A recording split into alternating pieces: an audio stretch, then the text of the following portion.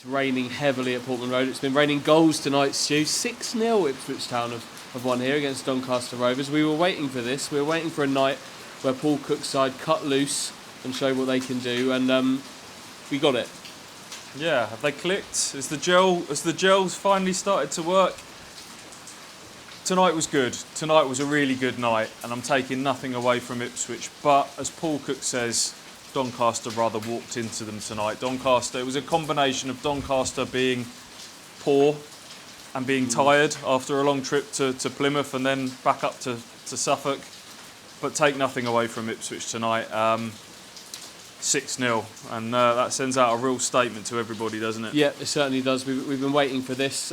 Lee Evans with a hat-trick leading the way in terms of the scoring. Macaulay Bonne with 2, George Edmondson with the other. But Ipswich were in control of this game for probably 95% of it, would you say? There was one little spell where Doncaster began to show a few teeth, and as soon as that happened, Ipswich stamped on their throats. 4 goals in 10 minutes in the second half, and the job is done, and 18,000 fans go home very, very happy. Yeah, 2-0 up at half-time, and as you say, there was just that little 5-10 minute period in the second half where I was thinking just the intensity had just dropped. Doncaster started to get a bit of the ball. They finally had a shot, and I thought if a goal goes in here, the whole mood in this stadium changes.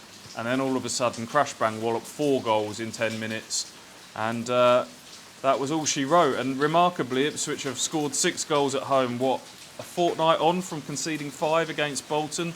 That's quite the turnaround, isn't it? And it's value for money as well. Like, the results haven't been there so far this season, but I don't think anyone could argue that we're not getting better football and more enjoyable nights at Portman Road. And I can't remember a night that was more enjoyable than this here for quite a long time. Yes, it was Doncaster, the bottom side in League One, who is struggling at the moment, but it doesn't matter. It doesn't matter. This is about Ipswich. This is about them finding some momentum. That's 7 points from 3 games now, which is they're moving. They're moving in the right direction, and that's all we need to see from them. Absolutely.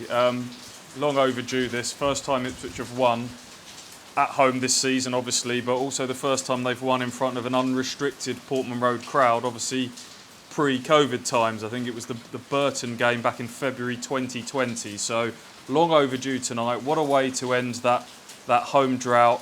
So as you say, 7 points from the last 9, off to Accrington on Saturday. They've given themselves a bit of ground to make up with the start, but this team looks like it's got the capability to string wins together back to back. It looked like a team that was beginning to click tonight. Is there any individuals you want to highlight?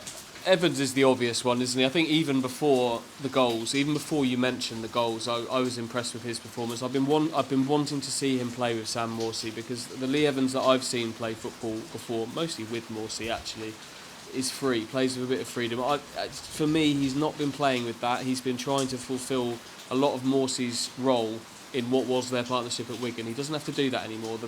The real deal is there, and that's where this team's fallen down in the first 2 months of this season. Midfield for me, and the blend's there.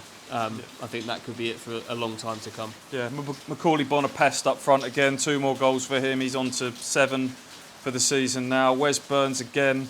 A nightmare for Tommy Rowe in the first half with his pace on the right. Bursant Selina looked like he's getting a bit stronger and a bit fitter. Just as you thought he was maybe fading in that second half, he pops up with 2 really good assists, clipped crosses from the left. You could go through the whole team really. Fraser on the left, I thought, just used the ball really well, clever player. And I have to give mention to Sammy Morsey. He looks like a real signing for Ipswich. There was a lot of pressure on him to be the final piece of the jigsaw, the man that was going to change everything for Ipswich.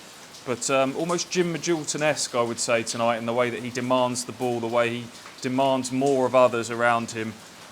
He, I think, changed the dynamic of this side tonight. And another clean sheet for the back 5, which is great. So hopefully things continue to roll from here.